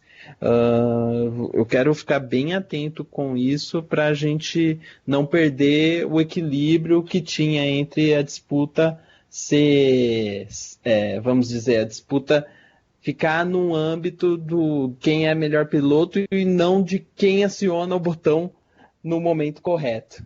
Mas para explicar para quem não está familiarizado com a regra, na Indy não tem a questão de estar um segundo próximo, zona de detecção, não tem nada disso, né? Você tem 10 oportunidades que você pode usar durante a corrida. Então, como você falou, tem a questão do momento, né? O piloto vai achar que o momento é propício para ultrapassar, e se o piloto que está defendendo achar necessário, ele também pode usar, né? Então, abre um pouco esse leque de possibilidades e, assim, coloca um pouquinho de panos quentes na questão de você ter uma briga justa no braço ali, realmente o piloto guiando o carro, né? Então, se pensar numa corrida de 70, 80 voltas, né, você ter 10 oportunidades para apertar o botãozinho, não chega a ser um baque nessa questão de artificialidade nas ultrapassagens, né? É um esquema bem interessante. tanto você usar para atacar, você usar para defender, você usar numa relargada. Muitos pilotos usam relargada, né? Tem uma bandeira amarela, relargada em movimento, ele aproveita para tentar às vezes fazer uma ultrapassagem dupla, tripla. Então é uma regra um pouquinho diferente, mas como você falou, pode acontecer em algum momento durante a temporada a gente perceber que um piloto não usou para se defender e ter uma ultrapassagem sem aquele brilho, sem aquela dificuldade, sem aquele trabalho de braço, né? Então, a gente acompanhar de perto, ver como isso vai desenrolar. Ô, Babi, eu posso aproveitar e passar outras duas coisas que me chamaram a atenção das mudanças? Pode, mas só deixa eu também falar um pouquinho desse assunto do push to pass, porque o Ricardo Arcuri, né, nosso colunista lá no Velocidade e... Grande carioca! Não, e como ele tem esse conhecimento, né, de engenharia, sabe analisar direitinho os carros, tem um olhar realmente de quem entende desse assunto, ele comentou sobre essas mudanças aí na Indy, né, tudo que foi anunciado no livro aí de regras que eles divulgaram no final do ano passado, e aí ele explica que ele acredita que as ultrapassagens da Indy não vão ser tão gritantes como as que a gente vê na Fórmula 1, do carro encostar, abrir a asa e ir embora, né? Ele fala que vai ajudar um pouquinho nessa questão de ter esse aumento de potência em uma situação de ultrapassagem, mas não vai ser tão escancarado como acontece na Fórmula 1. Então, se o Arcuri disse isso, vou dizer pra você que eu concordo com ele, né? Eu vou nessa linha, assim, então não tô me preocupando tanto com isso nesse momento. E também só mais uma informação é que esse push to pass dura 20 segundos, só que em 3 pistas, né, St. Pete, Detroit e Sonoma, ele vai durar 15. Então vai ter essa pequena variação ao longo da temporada também. Isso, e o piloto também, como eu comentei, ele não precisa esperar uma zona de detecção, ele não precisa esperar recarregar, né, como se fosse uma questão de QES, uma coisa assim. Nada disso, ele sentir que vai usar 2 vezes, 3 vezes seguidas. Eu não sei que isso funciona a questão de motor, assim, do piloto poder usar várias vezes seguidas. A transmissão não acompanha o piloto um tempo todo para a gente entender se o piloto está usando 2, 3 vezes ao mesmo tempo. Mas como são apenas 10 durante a corrida toda, então, como você falou, Babi, são poucas vezes que a gente vai ver usar, e muito provavelmente a gente não vai ver essa coisa gritante, como você falou. Realmente é um auxílio a mais, né? Eu tô apostando que uma vez e outra, mas isso também não vai tirar o espetáculo de forma nenhuma da corrida. De você ter uma ultrapassagem mais fácil. Eu prefiro encarar isso como o piloto guardou para o momento correto, né? Porque ele tem 10 chances para usar. E acompanhando os anos anteriores, a gente viu muita gente usando push to pass e não conseguindo ultrapassar mesmo assim, né? Então, como você falou, esses 20 cavalos, dependendo da situação, também não vai adiantar nada. E aproveitando, vamos só falando de outras duas coisas que eu lembrei, que eu achei interessante das mudanças de regra. Primeiro, a questão de segurança relacionada ao uso de um novo componente, que é o Zilon, que é um polímero, né, que eles vão utilizar nas asas traseiras dos carros.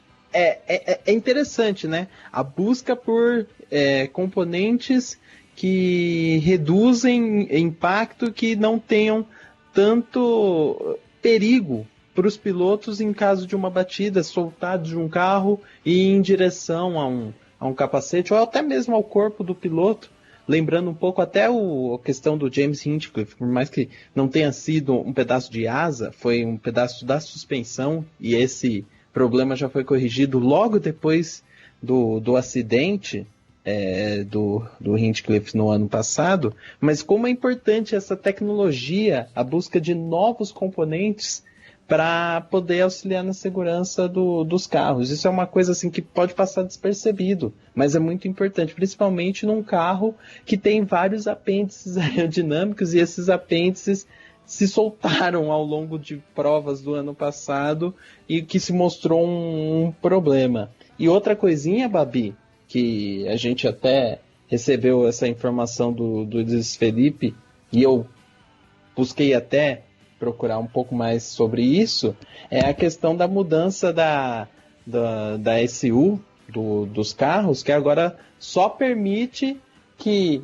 o carro se mova nos boxes após a saída da mangueira de combustível. E isso me lembra que a SU na Fórmula Indy tem sido um problema, porque é ela, por exemplo, que faz aquele comando de ligar os carros quando tinha largadas em movimento e as largadas paradas. Isso. Que deram totalmente errado, por sinal, né? E elas dão elas também auxiliam na hora que o carro tem que ser religado ou tem que voltar a rodar depois de uma rodada. Normalmente os motores do carro da Indy entram no neutro e morrem depois de uma rodada. É importante eles fazerem essa atualização para poder dar maior dinâmica à corrida, evitando que tenhamos paradas por problemas que não deveriam ter, né? O carro, por exemplo, ficar parado lá depois de uma rodada ou com problema nos boxes, o que prejudica um pouco a parte da competição. Então, eu acho importante essas duas alterações, essas duas mudanças para o ano de 2016. E nós tivemos casos esse ano, inclusive com o Graham Rahal lá em Fontana, né? Que ele, na loucura daquela prova, ele tentou fazer o pit stop o mais rápido possível e acabou levando mangueira, quase levou o mecânico junto, né? Então, as situações desse tipo, com certeza, a promessa é que a gente não veja isso mais, né? Então, a segurança falando mais alto de novo, né? Eu até lembro no penúltimo café, que a gente comentou sobre a Fórmula 1 no futuro, né? Que o reabastecimento poderia voltar e que o público queria ver a pit stop dando errado e etc. Então, um sistema desse funcionando corretamente, você pode ter um reabastecimento cada vez mais seguro, né? E as duas coisas podendo conviver, né? Abastecimento, que é um momento delicado da prova, que você está mexendo com combustível, carro quente, né, como você falou, o carro pode começar a se mover e a mangueira ainda está engatada, ou já aconteceu outras vezes, você tira a mangueira e espirra combustível para todo lado, né? Então, esse sistema para tentar mitigar esse tipo de problema é muito, muito interessante. Vocês passaram por pontos bem legais aí das mudanças da categoria, e eu acho que um que é muito interessante ser mencionado são mesmo essas tentativas aí, né, de proteger os carros, a segurança, para que nada parecido com a temporada de 2015 aconteça, quando a gente viu um mês assim terrível, né, de maio lá em Indianápolis, quando os carros, todo dia tinha notícia de que um piloto estava voando, batendo no alambrado, sofrendo um acidente mais forte. Então tudo que eles correram para tentar colocar em prática e fazer com que melhorasse essa situação, né, que na prova foi tudo bem, e aí as coisas acabaram saindo de uma maneira bem tranquila, que esse ano não aconteça e que não parem por aí, né? Que eles já estão continuando trazendo outros tipos de segurança. Então isso é sempre importante. E já que a gente está falando de Indy 500, só para passar também, né, uma novidade, né, uma mudança que a gente vai ter na qualificação para a corrida, a gente vai ter Bump Day só no primeiro dia. Então, o que quer dizer, né? Os 33 carros que vão largar vão ser definidos diretamente no primeiro dia da classificação, deixando o segundo dia só para definir as posições do grid. Então isso ainda é um teste que eles vão fazer, né? Vamos ver se vai dar certo ou não, mas também é uma mudança aí que vai acontecer na categoria. O que mais que a gente vai ter? Tem bastante coisa esse ano sendo alterada, até velocidade de entrada nos boxes vai mudar, né? Até o ano passado a gente tinha os ovais rápidos com limites de 60 milhas, e esse ano todas as provas vão ter 50 milhas para a entrada nos pits, que também é uma questão um pouco mais aí de segurança. E eu queria perguntar para vocês também, falar dos kits aerodinâmicos, falar aí de Honda, Chevrolet, que no ano passado a gente teve aí um banho, né? Foi bem complicado aí, a Honda ficou lá atrás, a Chevy dominando, e esse ano, até pelos tempos, assim, né, dos testes lá em Phoenix, eu sei que tempos não querem dizer tanta coisa assim, mas pela tendência do campeonato, das equipes terem se aproximado, os kits terem melhorado um pouquinho, já no final do ano passado, bem em janeiro desse ano, saiu já o que seria esse carro novo, né, da Honda, e ele parece bem similar ao da Chevrolet também. Então, desde aquela época já tinha as especulações do que seria com esse carro, os testes vieram confirmar que as duas duas montadoras aí estão bem próximas. Então, eu queria perguntar para vocês qual a expectativa de vocês para esses kits. Vocês acham que pode melhorar, que as equipes vão se reaproximar, ter um pouco mais de disputa por aí, ou se segue a mesma coisa da temporada anterior? O que você acha, Rosa?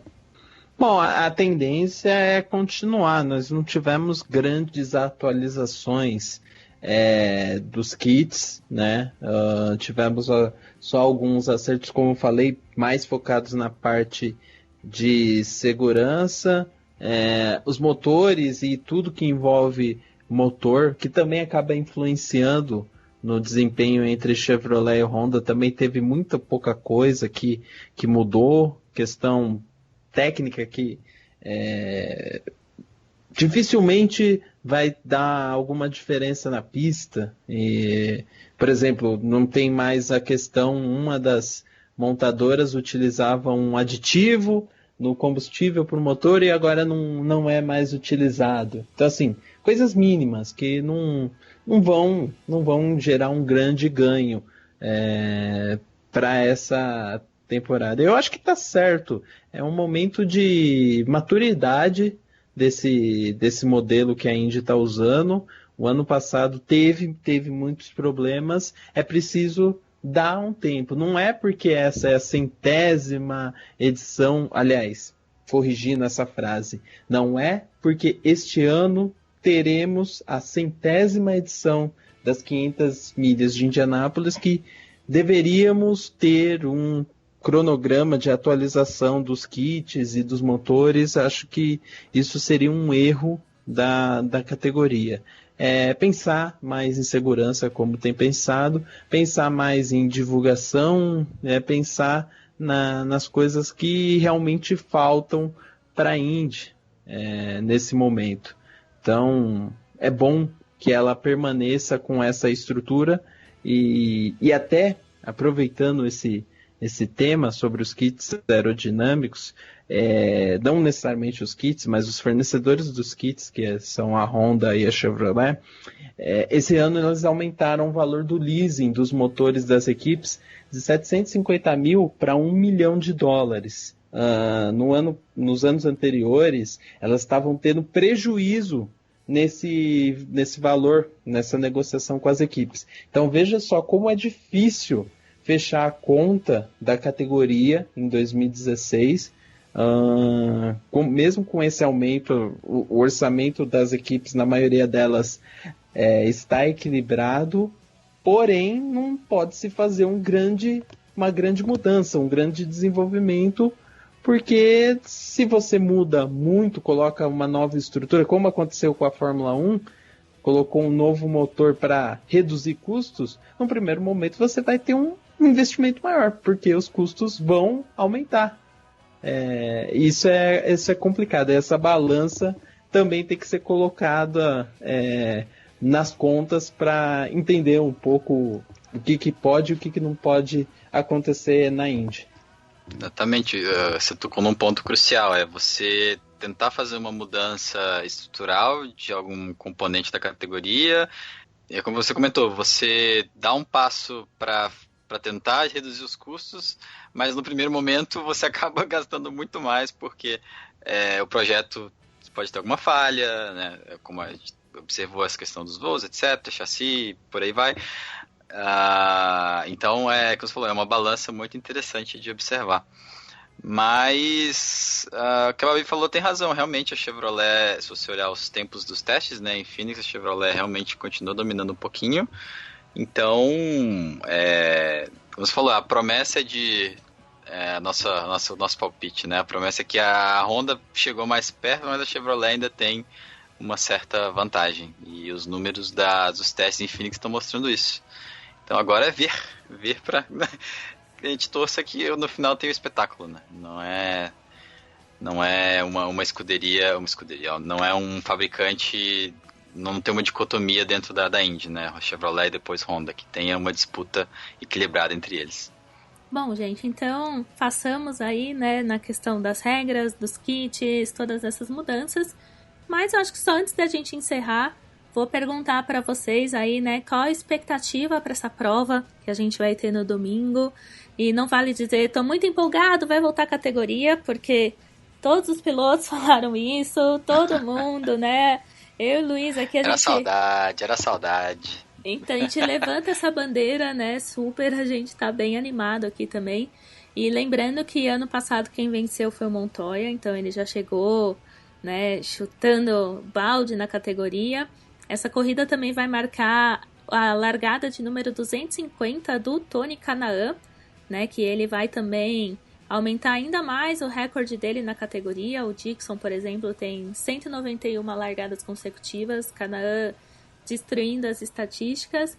Vamos ter uns rookies também, né, nessa pista, Max Chilton. O Connor Daly nem considero tanto como um rookie, mas primeira temporada completa entra nessa lista. O Alexander Rossi e também o Spencer Pigot, então vai ser bem interessante também dar uma olhada nesses pilotos. Rosa, o que você acha que vai rolar nessa primeira etapa? Qual a sua expectativa? Tá feliz que vai voltar? Vai ficar lá domingão no sofá assistindo Indy? Não, isso sem dúvida, porque nós temos um programa para atualizar os nossos ouvintes, né? Toda segunda-feira, ao vivo, e vamos tratar de Indy sim, vamos falar muito de Indy, com certeza. Agora, a minha grande expectativa é ver como que os pilotos, e principalmente como os kits aerodinâmicos, com essas pequenas alterações de segurança, vão se comportar, se é que a gente pode dizer assim, dos kits, mas mais dos pilotos na pista de St. Pete, até porque no ano passado tivemos muitos toques, muita quebradeira de asa, muitos apêndices aerodinâmicos voando, tanto é que tivemos até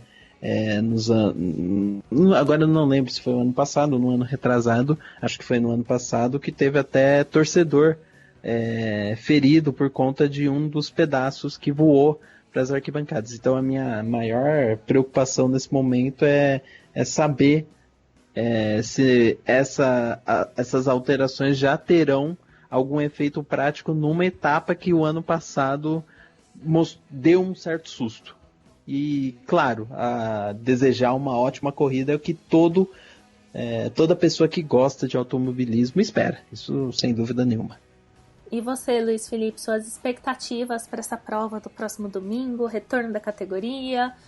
Alguém que você já apostaria para talvez vencer nessa pista? Não sei se é um pouco prematuro já apostar em alguém. Uhum. Não, acho que prematuro apostar em alguém talvez sim, mas a gente sempre consegue traçar aquele perfil de quem tem as melhores condições de estar na frente, né? As Penske sempre vem forte, o trio, né? As Penske, as Andretti e as Ganassi sempre vem forte, a equipe do Ed Carpenter rodou muito bem nos testes, então a gente tem que ficar de olho neles também. Os rookies, eu estou muito curioso para ver o Chilton e o Alexander Rossi, especialmente esses dois. Eu quero ver eles correndo, eu quero ver eles disputando posição. Eu tô torcendo que eles venham que nem o Gabi Chaves veio ano passado, arrojado também, tentando ganhar posição, não se intimidando com os pilotos com mais tempo de casa. Eu também espero o que o Thiago colocou como um ponto importante, que é, ano passado, eu cheguei a ponto de ver na transmissão falando quantos bicos Honda e quantos bicos Chevrolet tinham sido quebrados durante a corrida, né? Até os narradores americanos estão falando, gente, tem muita peça voando, bandeira amarela toda hora. Com certeza os pilotos já amadureceram, já entenderam que esse chassi não dá para brigar como os chassis de 2013, 2012, 2011. Você tem que realmente deixar um pouquinho de espaço, mas você pedir para o piloto deixar espaço no momento de uma briga, não vale a pena entrar nesse mérito agora. Mas expectativas altas, mudanças de segurança para mim, totalmente aprovadas, tem que entrar mesmo. Novas pistas, eu estou empolgado com Boston, Road America vai ter esse ano, então eu estou empolgado também. Vai ter 100ª corrida de Indy 500, então tem tudo, os ingredientes estão na mesa, eles vão ser misturados agora nesse fim de semana e eu tenho certeza que vai sair uma corrida excelente, uma temporada excelente. Eu estou muito otimista com a Indy, muito, muito mesmo. Só lembrando, Babi, antes da gente fechar aqui o programa, detalhes dados da prova de St. Pete, né? O Elinho é o principal vencedor da etapa com 3 vitórias, e a equipe Penske tem 7 vitórias, sendo que a prova é disputada desde 2005 pela IndyCar Series, além de uma etapa que foi disputada em 2003, ainda quando era kart, né? No caso, vitória do Paul Tracy. Mas desde 2005 até o ano passado, 7 vitórias da equipe Penske. Então, em quem apostar para a prova de domingo? Acho que eu vou chutar o Pagenaud, porque Power, Castro Neves, Montoya, né, são nomes aí que estão super em alta, então vou mudar um pouquinho, sabe? Vou ser mais ousada, né, dentro da própria Penske para escolher um piloto. Mas bem legais as informações. Bom, a corrida vai ser às 3 horas. Provavelmente vai passar no Band Sports, gente, né? Porque na Band... Vai passar no Band Sports, vai ter um compacto na Band acho no que é 1 final da manhã. Exato. Mas uma coisa legal também que eles vão fazer é para o pessoal que tá com saudade também, né? Que quer ver os carrinhos na pista. Até nos testes de Phoenix, né? Eles colocaram uma câmera ali numa parte do circuito e transmitiam pelo Facebook ao vivo. Teve uma galera legal até acompanhando, eu dei uma olhadinha e tudo mais, mas eles vão transmitir também os primeiros treinos, né, já a classificação não dá, porque tem toda a questão dos direitos de TV, então dá pra dar uma olhadinha, né, matar a saudade aí antes de começar de fato a prova, mas eu também tô bem ansiosa pra ver o que vai acontecer, espero que seja uma prova legal, que volte em grande estilo a Indy, e vamos ver, né? Provavelmente um carro da Penske levando. Não, a primeira etapa, exatamente. Você tocou num ponto importante, que é realmente a Indy transmitir essas práticas antes, não a classificação e a corrida, né? Mas os testes que antecedem a classificação, né? Todos eles estão sendo transmitidos. Teve agora no Facebook, mas ano passado no YouTube eles estavam transmitindo ao vivo. As corridas de 2015 estão todas elas disponíveis lá no canal oficial da IndyCar, né, youtube.com/IndyCar. Então é bem interessante, assim, eu como fã não consigo esperar eles colocarem a corrida no canal, porque eles colocam coisa de 2 até 3 semanas depois a prova na íntegra. Deve ser por conta de algum direito, de alguma coisa assim. Né, eu não vou esperar 3 semanas só para ver a corrida na íntegra com excelente qualidade. Mas é interessante a IndyCar usar o próprio YouTube como repositório dessas corridas, né? Então, por exemplo, Fontana, que foi uma corrida excelente, e quem não viu merece um puxão de orelha, que tem que ver essa corrida de 2015. Se quiser usar ela como aquecimento para 2016, tá lá disponível no canal oficial da Indy, em Full HD, tudo bonitão, com a narração original americana. Muito interessante essa iniciativa da IndyCar. Olha a propaganda, hein? Pra galera acompanhar as provas, mas vale a pena até, quem sabe, assistir a etapa de St. Pete do ano passado, fazer um aquecimento, ver o que aconteceu, né? O que pode ter de coisa interessante na prova desse ano. Mas então... e fazer um jabá do café também, Bárbara. A edição 400 comemorativa do Café com Velocidade, que entrevistou o Elinho, também serve como um bom termômetro sobre como vai ser essa temporada de 2016, que vocês fizeram um programa excelente com essa entrevista. O Elinho conversou com vocês mais de 40 minutos, explicou um pouquinho de regulamento, falou do ponto de vista dele como piloto, ponto de vista dele como uma pessoa importante que entende que a categoria tem que passar por mudanças. Então, quem está assistindo o fã ter o ponto de vista do Elinho sobre isso também é muito, muito interessante. Tá, fica na lista também. Assistir a prova de 2015 de Fontana, Café com Velocidade, edição 400 especial, entrevista com Hélio Castro Neves. Tá vendo? Melhor convidado, ó, que faz o jabá pro nosso próprio programa. E com excelente. Isso, não é? Muito bom. E com isso a gente encerra então essa edição especial do Café com Velocidade falando sobre a Indy. Eu acredito que a gente passou aí por todos os pontos da categoria, pelas novidades, novos pilotos, né? Quem que fica, quem que vai, as pistas. Então, foi bem legal e foi muito bom contar com vocês aqui. Luiz Felipe, quero agradecer muito a sua participação. Você como fã da categoria, nosso apoiador, né? Ouvinte do Café com Velocidade. Foi muito legal ter a sua companhia aqui hoje. Então, deixa aí um espaço para você dar algum recado, fazer sua despedida. Fica à vontade. Não, isso, agora é só agradecer mesmo, eu estou honrado pelo convite, eu realmente queria contribuir com o meu olhar de fã, mas que ao mesmo tempo, como eu te falei, eu tive que me segurar um pouquinho, que às vezes a gente é movido pela emoção, pela saudade da categoria, a gente acaba exagerando um pouco nos elogios, mas é muito interessante a gente sentar, trocar essas ideias, observar os pontos de vista e fazer essa atualização também, né? Porque a gente acaba tirando muito mais da transmissão quando a gente está entendendo realmente o que está acontecendo.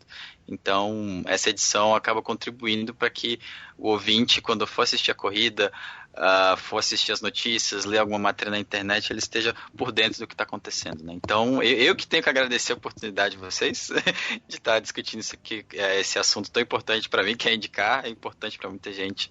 Indicar automobilismo, é tudo muito bom de sentar e se discutir, né? Com certeza, viu? E obrigado, a gente agradece aí de novo a sua participação. E Thiago Santa Rosa, muito bom ter a sua parceria aí, mais uma edição do Café, então faça a sua despedida também, jabá, recado não vou deixar não.